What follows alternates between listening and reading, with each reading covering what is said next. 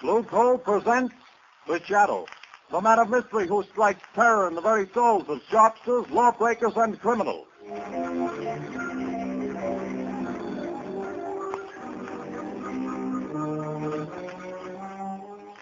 Friends, there's no longer any need for you to rely on guesswork when it comes to buying fuel. Now you can get the best fuel for home use, and know it at a glance, too. For Blue Coal, the finest of Pennsylvania hard coal, is colored a harmless blue at the mines for your protection, so that you can identify it instantly. To be sure that the fuel you buy is a safe, healthy, economical fuel, get America's finest anthracite. Ask for Blue Coal by name. Order your supply tomorrow.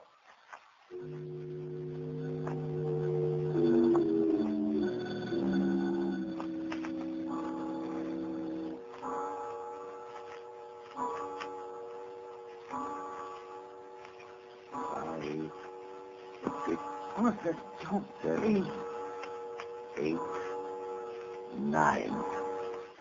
This is the hour, my dear. I can't stand it, I tell you. Always at 9 o'clock it comes. But if I hear that horrible thing again, I'll go crazy. Oh, this awful house. But it's quiet, my dear. Way out in the country like this, I can install my laboratory here as soon as I get around to it. As for these strange sounds, well, haunted houses have always fascinated me. I've always wanted to meet a ghost, shake hands with him, invite him to tea. Stop talking like that. It's serious. Oh, I've tried to stand it for your sake, Arthur, but I don't know how much longer. My heart isn't strong, and I... Hear it? But that's only the wind, isn't it? No. It always starts like that.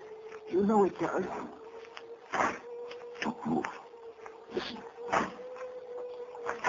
Arthur, it's coming. It's coming. It's coming. A ghost, eh? Well, we'll see. I'll meet him this time. I'll meet him halfway, too. Stop! Stop!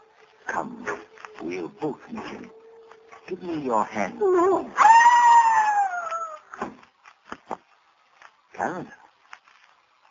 Carolyn, it stopped. Can't you hear me? Goodness me. Has the shock killed her? No, her heart still beats.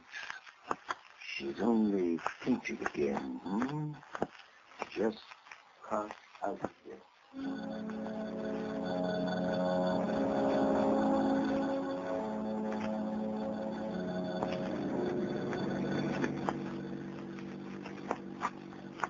Turn the next corner, Lamont. It's that big house set on the hill. May I ask, Margot, the reason for this late call on Carolyn's knee? Oh, I'd like to know what's the matter with the poor woman.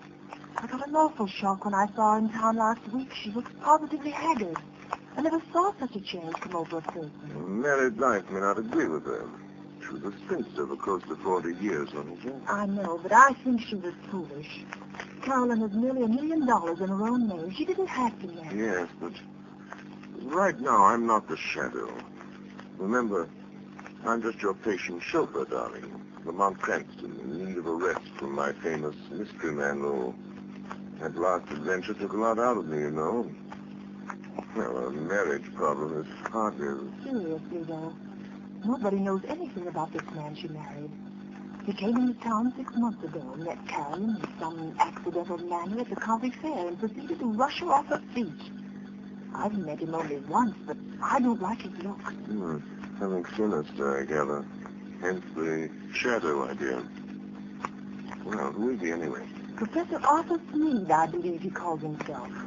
He has a small office in town where he's supposed to be working on inventions or something. Well, here we are. Well, usually pretty level-headed, Margot, but don't let your aversion for this man we're seeing be too apparent.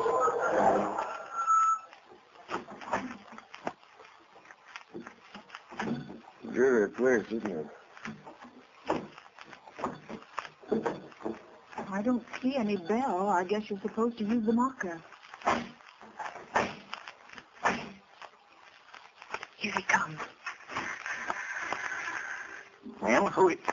Oh, it's you, Miss Lane. Yes. Good evening, Professor Smead. I hope we aren't too late. Too late? Too late for what? Why, I phoned Carolyn that we'd drop in just to say hello. Well, she didn't tell me. Carolyn isn't feeling well at the moment. I'm sorry. Good night. Oh, but please, I only want to see her for a moment. That is, unless it's something really serious. Well, it isn't as serious as she pretends to think it is, but, come in. Thank you. This is my friend Lamont Cranston. Come in. I'm very happy to see Mr. Cranston. I've heard a lot about him. How do you do? You say Carolyn is ill? She didn't mention it when I... It came on suddenly. She's been in a nervous condition lately, but it's mostly imaginary. I made her go to bed. Well, would it be all right if I saw it? I suppose so. Go on up if you like. Well, thanks. I'll only be a few minutes, Lamont. What seems to be the trouble with your wife, Professor Smead? Oh, she's run down, I guess. Frightfully nervous. She has some absurd notion that this place is, haunted. Haunted? It's only the wind, of course, and the creaking of an old house. Ghosts. She keeps talking about ghosts. And I can't persuade her that there are no such things. Of course, old houses have a habit of getting themselves haunted, Professor. And for myself, I'm not so sure there aren't such things as ghosts. But surely, Mr. Cranston... Oh, not the conventional sort, perhaps, but... I mean people's spirits. Souls, whatever you want to call them. Haunting the places where they've been unhappy. Very interesting, I'm sure. But a lot of tosh. I put no stock in it. No? I'm just noticing that rather rare book on the table, Professor. Neuroses of Death. What? If you're interested in that, I'm sure you must be interested in ghosts. I understand its morbid analysis of the factors of violent death are quite interesting. What do you know about it? Oh, I read all sorts of things, Professor. Professor Smead. Oh, yes, Miss Lane? Carolyn wants her sedative. Oh, yes. I'll go up and give it to her. Did you find her comfortable, Miss Lane? I think Carolyn is seriously ill. Yes, but more nerves than anything. Excuse me just a moment, won't you? Lamont, there's something wrong here. I was afraid there was. I don't know what it is, but it's something terrible. What's the matter with Carolyn? But she hardly recognized me, and she talks like one in a trance, as though she were in the grip of some deadly fear. When I suggested sending the doctor over, she shook her head, but I'm going to just the same. I can't help feeling it's that man, her husband. Yes, he isn't very pleasant, is he? His skin has an odd pallor. You see it on men who've spent some time in prison. There are many little traits of his behavior that interest me as a psychologist. A remarkable man. But you don't know. I don't know. But I think we'll investigate this more or less formally, Margot. I'll visit the professor tomorrow at his office in town. If there are ghosts involved here, perhaps the shadow can bring them to light.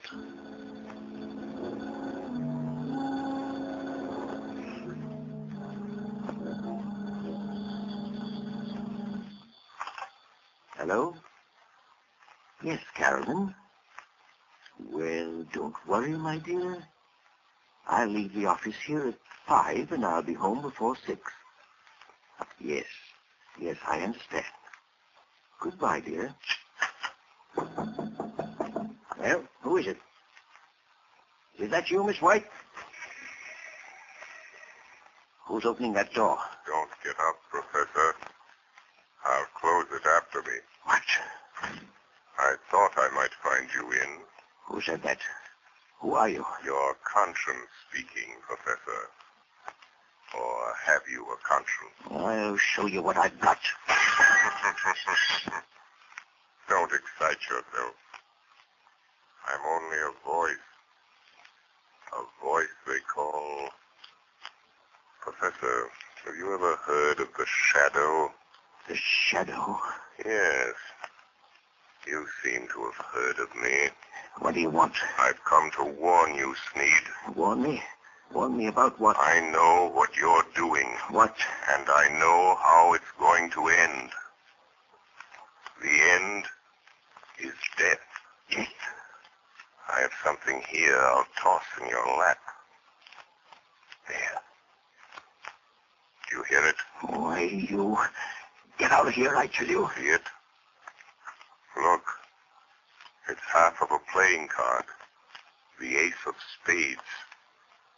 When you find the other half, that will be the end. Get out and leave me alone. All right, Sneed, I'll go, but don't forget. The shadow knows.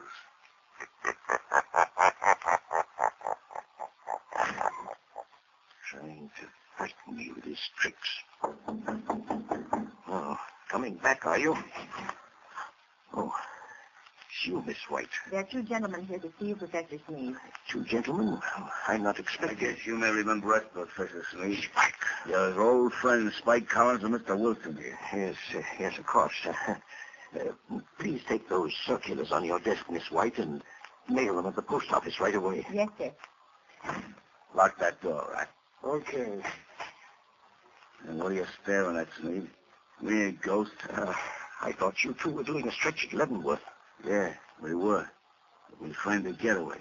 And now we come to see an old pal. Oh, now listen, Spike. I'd help you if I could. Nuts. We've been watching you, and we know your game. You ain't got no time to stall. This old dame you're married has got plenty I of... don't know what you're driving at. Well, you'll know if we squawk about that dame you married out in Idaho that croaked without anybody knowing what was the matter with her. Cards on the table, Steve. Is this one signed our money over to you? Yes. She fixed her will in my favor. Well, what are you doing to get it? Well, she has a weak heart, and I know. Playing ghost and scaring her to death, eh? That's too slow, Sneed. I got a better scheme. We break into the house, stage a burglary, see? In a scuffle, the old dame gets shot, dead. It's quick. No, you can't do that. Now, you'll see.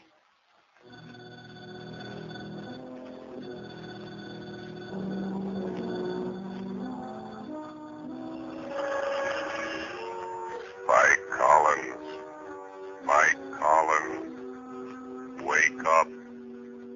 Spike Collins. What? Who's that? Just a voice, Collins. The voice of your own thoughts, coming to warn you.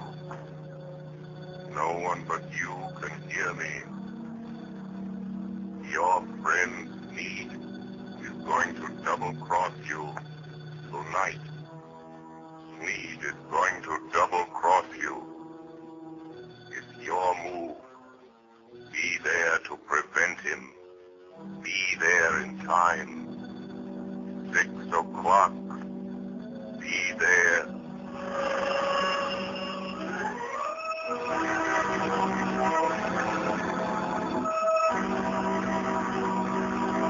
The shadow will return in just a few moments. While we're waiting, ladies and gentlemen, I want to tell you about the ever-increasing popularity of blue coal, America's finest anthracite. Blue coal is winning new friends every day among New England housewives. They not only like the superior heat of blue coal, but they find that it simplifies housekeeping. This is because blue coal is so clean. It burns completely and does not send any particles of unburned carbon through the house to be deposited on furniture or woodwork. The drudgery of daily cleaning is reduced to a minimum with this clean fuel. Blue coal is the largest single brand of solid fuel prepared especially for home use. Each car is laboratory tested at the mines for purity and size before shipment. Blue coal is Pennsylvania's finest anthracite. So that you can personally identify this excellent fuel, it is actually colored blue at the mines. Order it by name. You will find the name of your nearest blue coal dealer listed in the Where to Buy It section of your classified telephone directory under the name Blue Coal.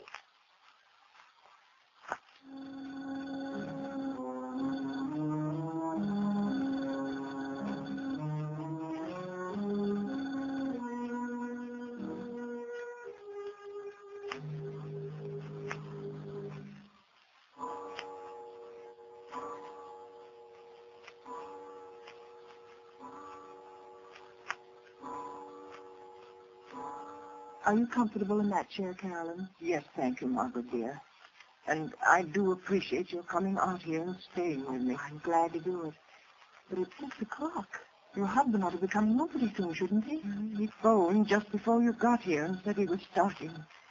He seemed very agitated. Oh, he's a strange, unaccountable man sometimes. There are things about him I don't seem to understand. Yes, I know, dear. He has the car, I suppose? Yes, he's driving. He's probably on his way now. I've got to think of something. I know. We leave town. You're driving rather recklessly, Smead. You again. I'm going to haunt you. Try to forget that I'm here in the rear seat. If it annoys you. No, don't look under the seat. If I could only see you, get my hands on you, I'd show you how much it annoys me. Shut up. I'm the voice of your conscience, Smead. Perhaps you have a conscience. After all, I could choke that voice down your throat without any trouble to my conscience. if you only had the power of second sight, you could see me. That's an invaluable gift, Smead. Being able to see things that other men can't. Some people call it mental telepathy. Some by other names. Remember, I can see the pictures you make in your mind. I told you about that. You can warn all you like. That's not evidence. Not in court. A lot of wild guesses that don't mean anything. Well, doesn't it frighten you a little, Smead? I simply will you not to see me, and you don't. Careful. There's a truck coming down the road. Better sound your horn. Good Lord, the fool's taking up the whole road. It's going to hit you. Look out! Oh. It's gone. There wasn't any truck there. No. I willed you to see it. And you saw it. No truck at all. Just hypnotism. Gosh, I'm having hallucinations. But that's the way to dispel hallucinations. Drive straight through them. Be careful. We're near your house. And this old mill road is tricky. What about it? Look, Smead. There's a man in the road ahead of you. There is, eh? Really? Why, it looks like one of your two pals that called on you today. I knew he would be here, Smead. Really? You're going to hit him if you don't watch out. More of your hallucinations. You think that I'll believe you again, don't you? Well, I won't. Look out. I hit him. This time, it was no hallucination, Smead. He was in front of you.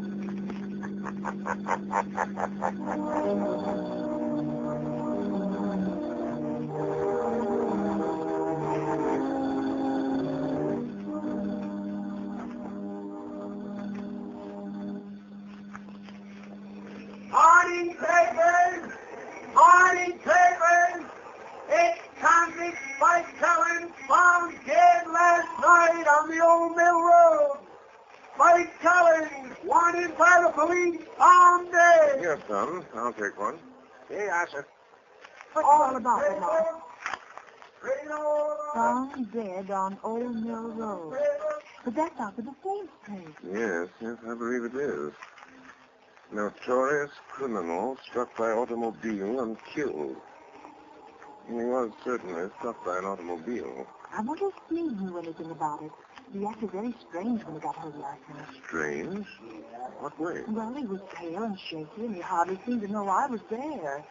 He told Karen that he'd had a message from out of town, and they'd have to pack and leave. Oh, did he say when? Well, they thought they could get their trunks and things ready by this afternoon sometime. You're not going to let Carolyn go with him, Lamont. Not if I can help it. Let's see. A little after 9. I imagine Commissioner Weston is rather startled by the morning's news. I think I'll have a word with Commissioner Weston.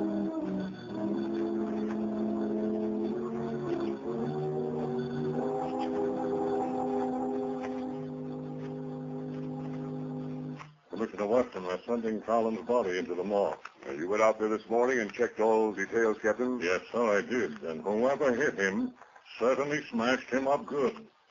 His face was all out of shape and couldn't recognize him. But we found these in his pocket. Now, let's see. A letter from his girl out west, looks like. Insurance policy. Library card of Leavenworth Penitentiary. And this ring, sir, that Collins always wore, with the figure 8 on it. Oh, yes. Well, it's a good job done, whoever did it. Tag that stuff and file it. Yes, sir. Let me know when the wagon gets here. Yes, sir. Police Department, Commissioner Weston speaking. Good morning, Commissioner. This is your good friend, the Shadow. Oh, yeah? Well, what the blazes do you want? To be of a little assistance, as usual. Yes, I see. I'm getting tired of this rigmarole, though heaven knows things happen when you phone. And what's the assistance today? Why didn't you investigate the ghost that haunts Sneed House, Commissioner, on the old Mill Road? Well, you missed up on that one, Mr. Shadow. I don't put much stock in ghosts, but we went out there and checked up, searched the house. There's no evidence. No? Go again today, Commissioner. And this time, I think you'll get your evidence.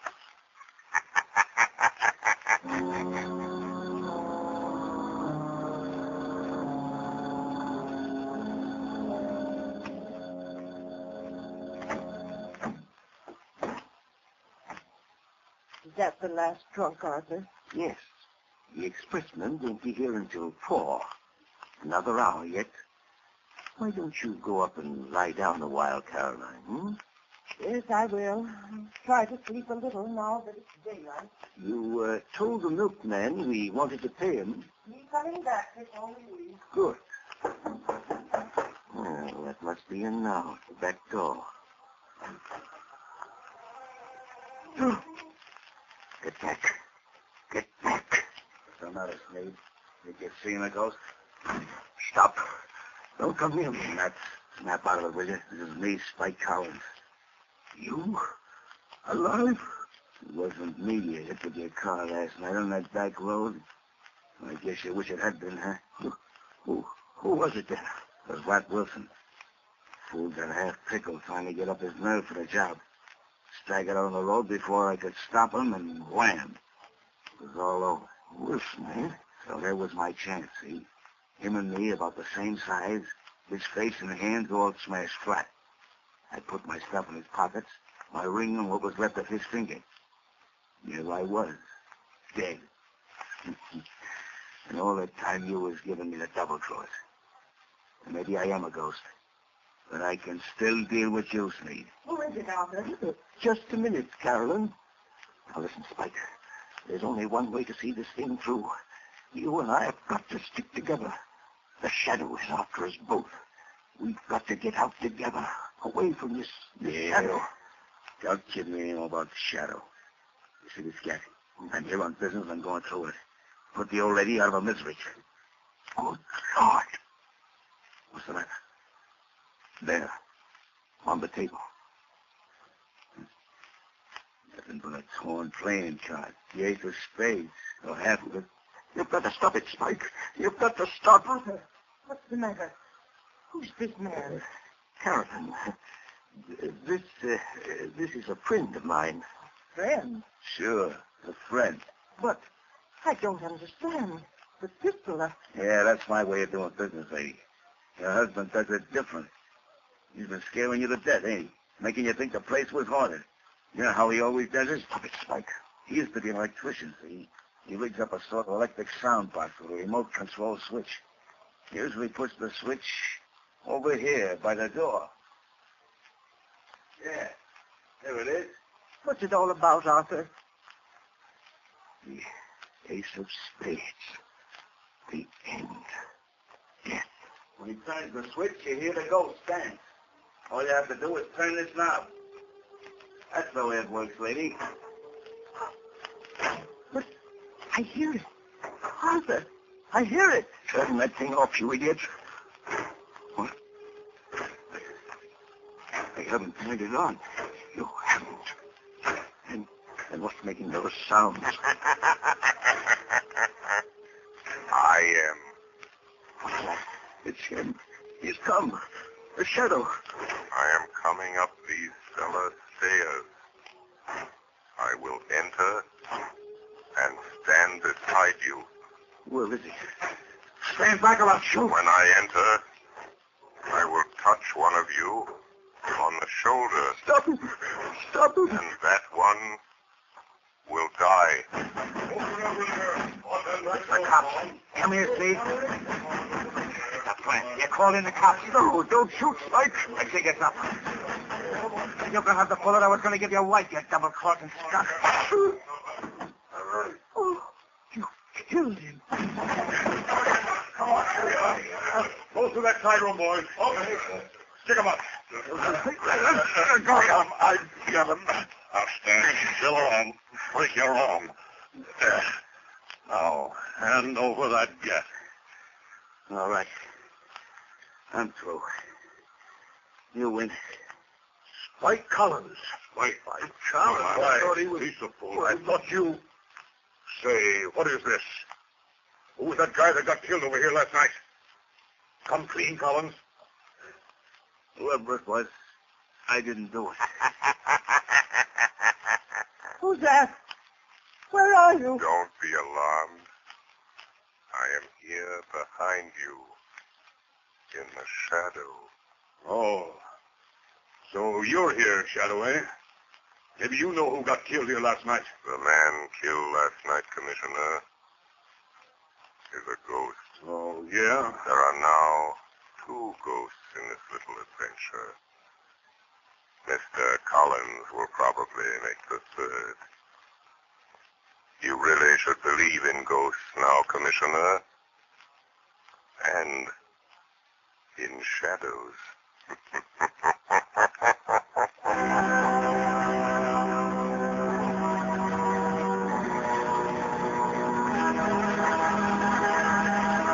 And now, before today's adventure with the Shadow comes to a close, John Barclay, Blue Coal's own heating expert, is here to give us another of his practical thoughts on automatic heating. Ladies and gentlemen, Mr. Barclay. Good evening, friends. In former Sunday night talks of mine, I've shown you the importance of having the temperature of the home properly controlled with the Blue Coal automatic heat regulator. That is, in terms of health and convenience.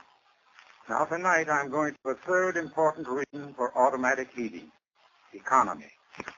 Most authorities will tell you that the proper degree of heat in the home is 70 degrees.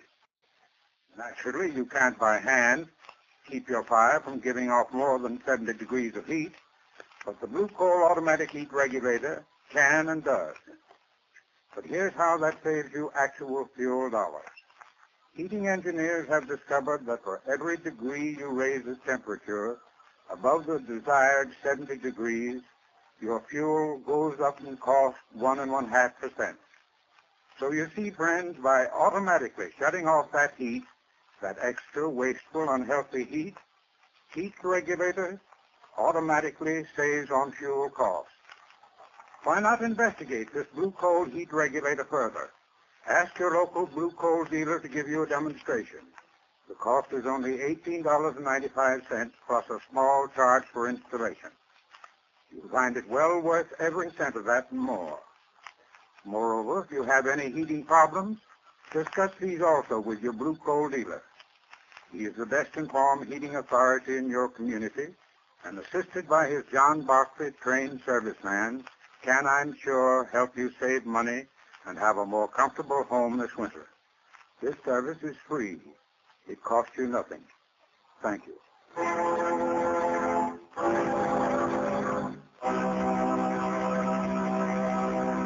The Shadow adventure you have just heard is copyrighted by the Shadow magazine. The characters in this story are entirely fictitious. Any similarity to persons living or dead is purely coincidental.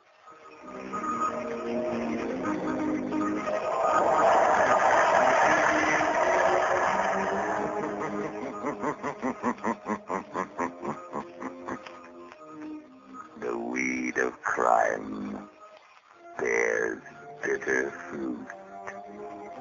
Crime does not pay. Shadow knows.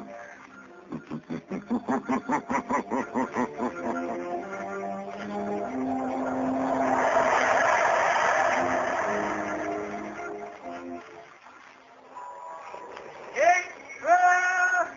Extra! Hear all about it!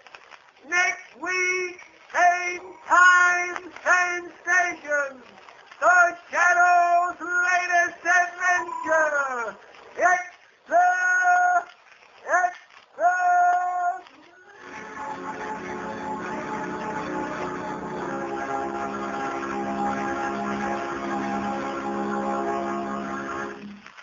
Your announcer, Arthur Whiteside.